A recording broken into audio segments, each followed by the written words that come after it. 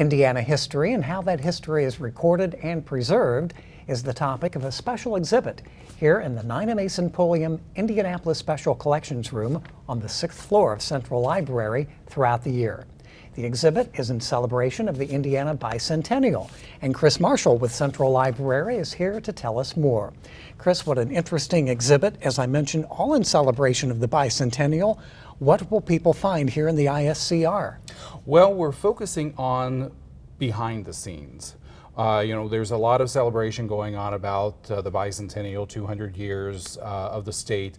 I didn't want to do a timeline history of the state of Indiana. I wanted to do something different. So we took a look at how people save their stuff and the people behind it, and also where you can go and find information about Indiana's history. The name of the exhibit is the Indiana History Club, and as we were talking, we're all members of that club, correct? We are, yes. The title is the Indiana History Club, How We All Save History. It's kind of like, I was reading something the other day about how, we were out there having fun, but we were really making memories kind of, concept. And that's, something that we don't really think about. We're just out going along in our lives, and, in 100 years from now, they'll be looking at us going, these are interesting people, and, we'll all be dead, but, that's just the way it is. So anyway, the exhibit takes a look at how we save photographs, how we save film, how we save recordings. We have examples from some of our staff that have lent things to show how now items 100 years ago are now showing up in archives and places for people to study and look at. So that's part of the exhibit, is looking at how we are saving history. And it's not just books, even though books are a large part of how history has been collected in the traditional format. One thing I noticed in one of the cases is an interesting phonograph record from the Indiana Historical Society. Yeah, it's just one of the items that we have in the show, that how we used to use phonograph records to save music. That was the big way to save music. And we also have on display, not on display very often, some of the Riley pressings, some of the recording, pressings that they would James make. Whitcomb Riley. James Whitcomb Riley himself, which you can hear on our website there under the digital collections. So in addition to the who, what, when, and where of how history was created and recorded, you give a lot of credence to the institutions here in Indianapolis and Indiana. Right. We talk to the state archives, the Indiana State Archives, the Indiana State Library, and the Indiana Historical Society. And so we're basically going to have a shelf in our exhibit honoring each one of you. What can you lend us, or what can you give us that we can put on display? We didn't want to put originals on display, so we got lots of copies of things that we could put on. They're there to protect those originals, so we just made copies of things to put up. And then we also looked at the people.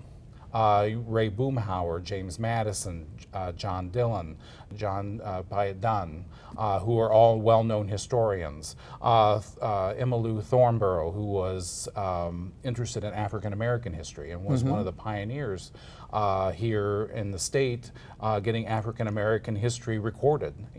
Let's get out there and get that stuff and pull it together. Interesting. John Dillon being the first state historian. Now, this exhibit continues throughout the entire year. It is up and running now here in the Nina Mason Pulliam Indianapolis Special Collections Room on the 6th floor of Central Library, which also provides the money shot of downtown Indianapolis.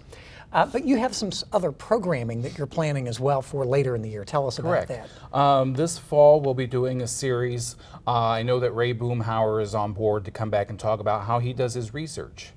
So if people are interested in research, he would be one to come and visit. We're also working with maybe having like some family history programs, how to, genealogy related kind of programs. And then we'll also be doing our usual open house where folks can come and visit us. The Indianapolis Room team will be here, and we'll have some special items out. That will be the same day as the author fair this year, so we're getting that on the schedule as well. And that will be in October, so plenty of time to plan for that. And one quick word about the Nina Mason Pulliam Indianapolis Special Collections Room. The archives that you have here, kind of the repository of Indianapolis history, what about what people find overall here in the ISCR. If you're looking for Indianapolis, Marion County history, we may have something that may help you with your research. You know, if you're really doing some in-depth stuff, we'll maybe send you over to the state library, or the state historical society. But then we also have other, parts that will help fill in your research. But you never know; it's all cataloged. You can find it in the catalog, and you just come to the 4th floor at Central Library and request to see it. Which is on the 6th floor, the Indianapolis Special Collections Room, and it's free and open to the public. In some cases, though, call to make an appointment if people want to get back to where the good stuff is. Yeah, so if they'd speak. like to take a tour, I always give tours. I'm available for tours. We just have to figure out a time for you to come. So. Okay, Chris Marshall with Central Libraries, Nina Mason Pulliam, Indianapolis Special Collections Room. And don't forget the exhibit, the Indiana History Club, continues all year. Just call the ISCR or visit the library's website at ndpl.org to learn more.